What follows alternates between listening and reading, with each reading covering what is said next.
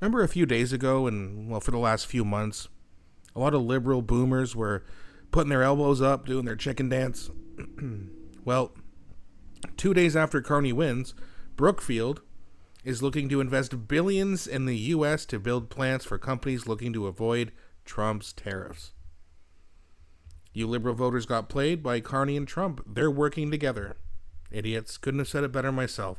And I'll just read a little bit of this here. So, Brookfield Infrastructure Partners LP is looking to invest in U.S. manufacturing operations as companies plan to build new plants following President Trump's tariff plans.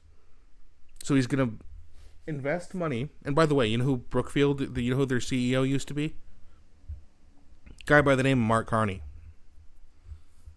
And his company, or his former company, if you want to say that, is going to invest in the United States to avoid tariffs. Just like we all predicted. And you guys thought he was going to stand up to Donald Trump. But right after the election was called, not even 48 hours later, Mark Carney calls up his buddy Trump, says, "Hey buddy, let's make a deal." Now they're meeting on May 6th at the White House. Then Andy Lee says Carney knows Jared Kushner. He's more aligned with Trump than Pierre Poilievre ever will be. Cope. Jared Kushner, for those people, is Ivanka Trump's husband. So this is Trump's son-in-law. Trump UK visit. Who did the Trump family sit next to at the royal banquet? Jared Kushner, Ivanka's husband, and also a senior White House advisor, sat next to the Queen's only daughter, Princess Anne, and Mark Carney, who is governor of the Bank of England. And you morons thought that Mark Carney was going to be the guy to push around Trump. You didn't understand they're buddies. But now you will understand. And all those people who voted for liberals and are about to lose their jobs, I mean, if there's consequences for your actions, I guess there's the consequence. I don't want people to lose their jobs. Because I actually care about this country, and I care about the people here, and I care about our economy. But liberal voters didn't. They voted on fear. And now you're getting what you were fearful of. A lot of people were saying this election was an IQ test.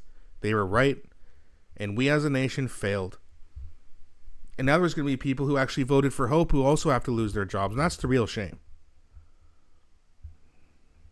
Dumb people always find a way to lose their jobs. But hardworking, honest, smart people are also going to suffer. And that's the part that sucks the most. Again, don't want anyone to lose their jobs. But at the same time, if you vote for it, I guess you got what you wanted. And then remember this. This is what the elbows up people are doing now. Or if they're not doing it now, they will be very, very shortly. They're going to realize how stupid they were, and they're going to have buyer's remorse so quickly their heads are going to spin. And if you do need a reminder, rather. Prime Minister of Canada ran against, not only against the Conservatives, but also against you. Yesterday, yesterday he spoke about American betrayal. Are you interested in rebuilding relations with Canada, and if so, how? No, well, I think we're going to have a great relationship. He called me up yesterday. He said, "Let's make a deal." Wow. No, well, I think we're going to have a great relationship. He called me up yesterday. He said, "Let's make a deal." One more time. Well, I think we're going to have a great relationship. He called me up yesterday. He said, "Let's make a deal." He was running for office. You hear that? I think we're going to have a great relationship. The guy you actually wanted to push up against Donald Trump was Pierre Poilievre. But you didn't. You voted for fear. And now you got it. And now you're getting exactly what you were fearful of. IQ test failed. And now all of us have to suffer for at least a little bit. But thankfully, Pierre's going to be back. There's no way he's going to lose the by-election in Battle River Crowfoot. Carney's going to get humiliated as soon as government ends prorogation, which I believe is May 26th. Hopefully question period soon to follow. And you're going to see what happens to Mark Carney when he's got to deal with Pierre Poilievre day after day after day.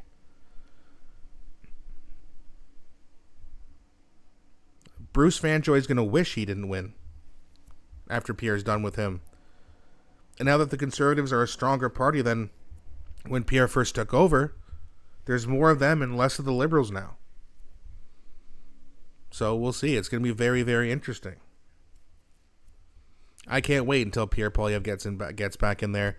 And this time, hopefully he picks a better campaign manager. I don't know much about Jenny Byrne, but I have heard enough bad things and enough about the bad strategies. Hopefully they change that up, pick someone more competent. And let's bring it home. Well, let's get a win. Unfortunately, it's going to be delayed probably about 2 years, but better than never. And yes, Mark Carney can do a lot of damage in that time, that's for sure. But then again, maybe it's within 2 years. Who knows? Crazy times. But either way, let me know what you guys think in the comment section. Also, please don't forget to like and subscribe, as it really helps grow the channel. Thanks so much for watching, and I'll be back shortly with a new video.